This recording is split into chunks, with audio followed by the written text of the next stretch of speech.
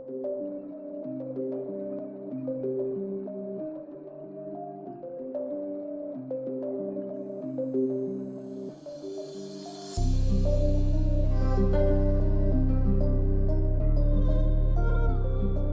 is happening, everybody? Welcome back to today's video. Last video, we got this engine bay all painted up, looking amazing. Now today I want to get it back together, but before we do that, we got a bunch of stuff we want to powder coat to make it look nice again, make it look new.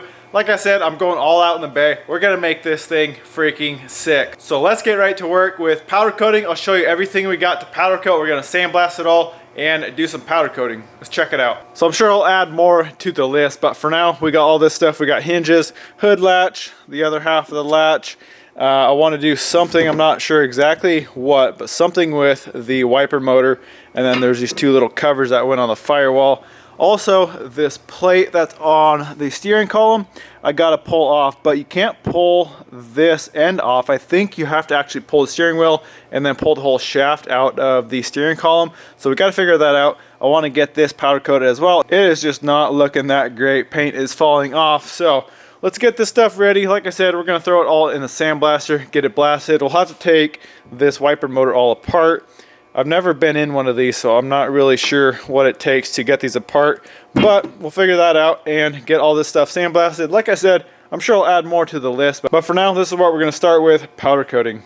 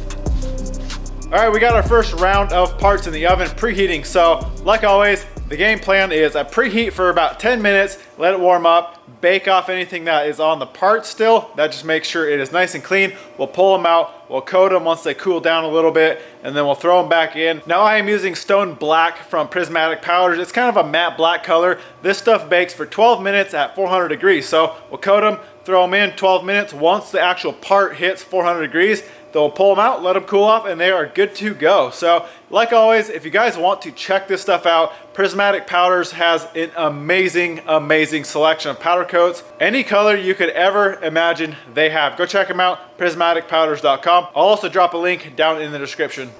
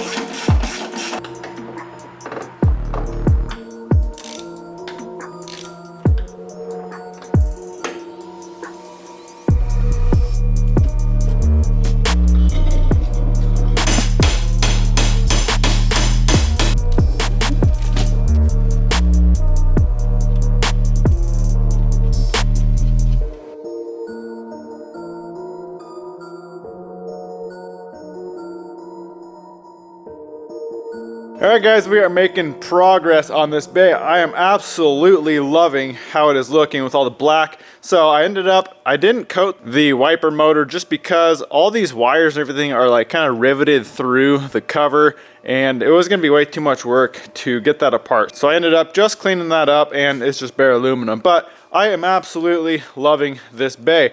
One thing, I completely forgot the most important part. The only reason I took this column apart was to powder coat this plate. I actually also powder coated the shaft, but we forgot to put that plate on, so we got to take this thing back apart. So let's get this plate back on, and then hopefully the rest of my parts show up. I bought a new brake master. You see the new brake, or the clutch master. We got that. Still waiting for the clutch slave. Like I said, the brake master, and then I want to clean up all the brake lines, get all those mounted up. But we are getting close to having this bay back together.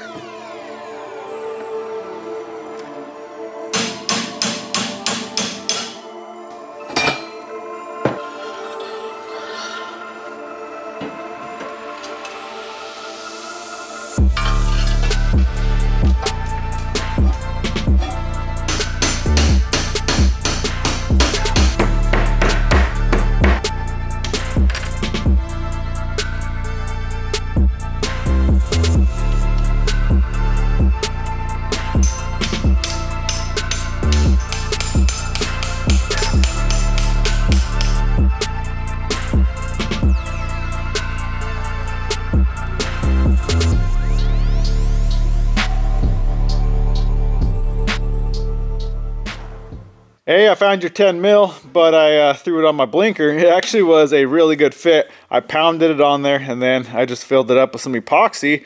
The other little knob that was on here was all busted up, so I figured I'd do something a little custom. I actually kind of like it. I did have to sacrifice the 10 mil, but I like the look of it.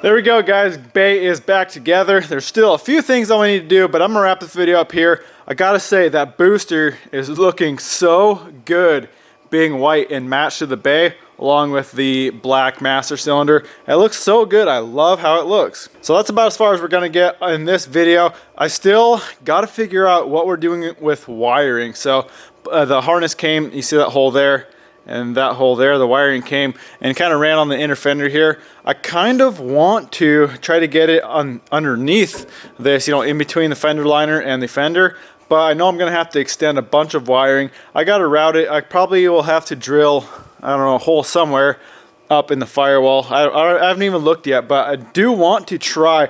I think it would look so good having no wiring.